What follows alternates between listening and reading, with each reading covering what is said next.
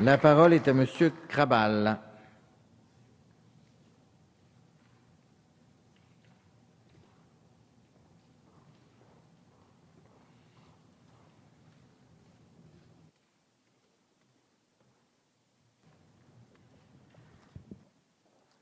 Monsieur le Président, Messieurs les ministres, mes chers collègues, avant d'aborder quelques points de la mission emploi et formation, je pense qu'il est nécessaire, comme certains l'ont fait, de souligner que cette mission s'inscrit dans une démarche de lutter contre le chômage, un chômage qui est un chômage de masse. La grave crise que nous traversons a des répercussions négatives qui se font sentir chaque jour, et ce, non seulement en Bretagne, mais dans de nombreuses régions de France. La Picardie, par exemple, où nous avons un niveau de chômage beaucoup plus élevé que celui qui apparaît dans l'ouest de la France. Et puis, il n'y a pas que les grandes entreprises à la notoriété bien établie qui souffrent de cette situation. Il y a aussi toutes les PME, les TPE, les commerçants, les artisans, comme le rapportaient encore récemment les responsables de la CAPEB et de la FFD qui nous disaient que toutes les 30 minutes, ils perdaient un emploi. Alors, face à cette situation, le budget que vous proposez dans cette mission, et nous tenons à saluer l'effort du gouvernement qui a saisi le problème de l'emploi à bras-le-corps en allouant 11,14 milliards d'euros de crédits de paiement et 12,28 milliards d'euros ouverts en autorisations d'engagement. Je rappellerai que le budget de l'emploi n'aurait dû être que de 9,75 milliards d'euros en 2014, selon la trajectoire triennale définie par la loi de programmation des finances publiques. Nous pouvons donc nous féliciter de l'effort entrepris en faveur de la lutte pour l'emploi, parce que l'emploi, c'est une priorité. Mais je voudrais dire et rappeler qu'au-delà du budget de cette mission, le combat que vous menez se situe sur plusieurs terrains. Combat au niveau européen pour l'harmonisation fiscale et des salaires. Combat contre le dumping social. Développer le patriotisme économique. Puis, ça a été dit tout à l'heure, pour mettre en place de nouvelles pistes, comme le développement de l'économie sociale et solidaire, comme le développement et la prise en compte de l'économie circulaire. Et puis, bien évidemment, c'est le soutien à nos entreprises.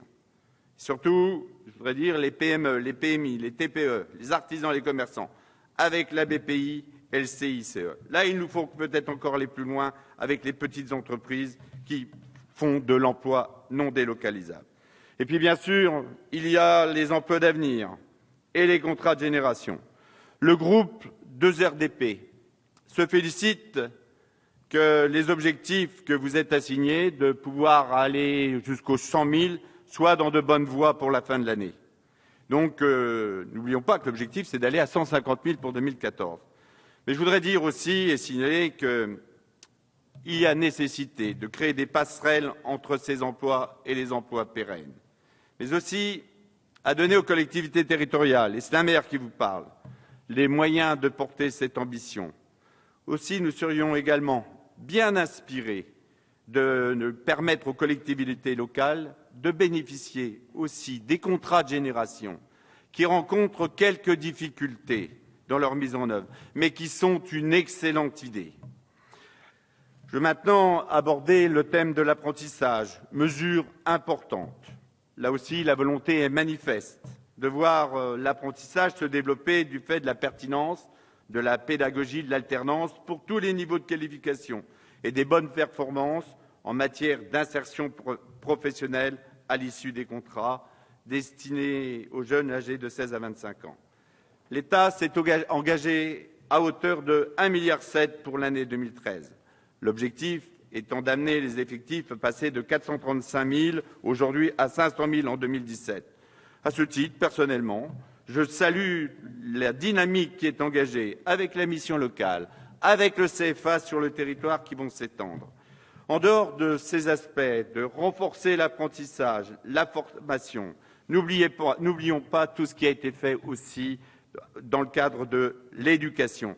Et puis, je voudrais aborder maintenant un volet dans le cadre des investissements d'avenir qui peut-être dépendent davantage de Madame Fleur Pellerin, mais je voudrais ici aborder l'une des pistes qui me semble intéressante pour tous et surtout pour les jeunes, avec le développement et décliner également à toutes les échelles les Fab Labs, diminutifs de laboratoires de fabrication. Ce concept qui nous vient des États-Unis propose de mettre à disposition de tous les utilisateurs potentiels du matériel de haute technologie pour leur permettre une mise en forme de leurs idées, découpés laser, etc., etc. Sur notre territoire, nous envisageons avec des chefs d'entreprise de le mettre en œuvre, parce que c'est investir dans le futur de nos collectivités et donner l'envie aux plus jeunes d'embrasser les cursus technologiques au bon moment et de se réapproprier tout ce qui touche à l'industrie et à la mécanique.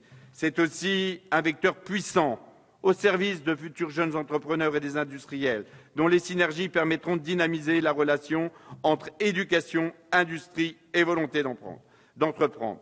Monsieur le ministre, donc, comme je l'ai démontré à travers mon propos, nous ne devons rien négliger pour l'emploi, parce que l'emploi, c'est la richesse la plus importante. Et en tant que maire de la ville où est né Jean de La Fontaine, je ne peux que vous rappeler, et vous les connaissez, le laboureur et ses enfants. Le travail est un trésor. Alors, tous ensemble, nous devons soutenir l'offensive que vous menez pour atteindre ces objectifs. C'est pourquoi le groupe 2RDP votera ce budget. Merci, mon cher collègue.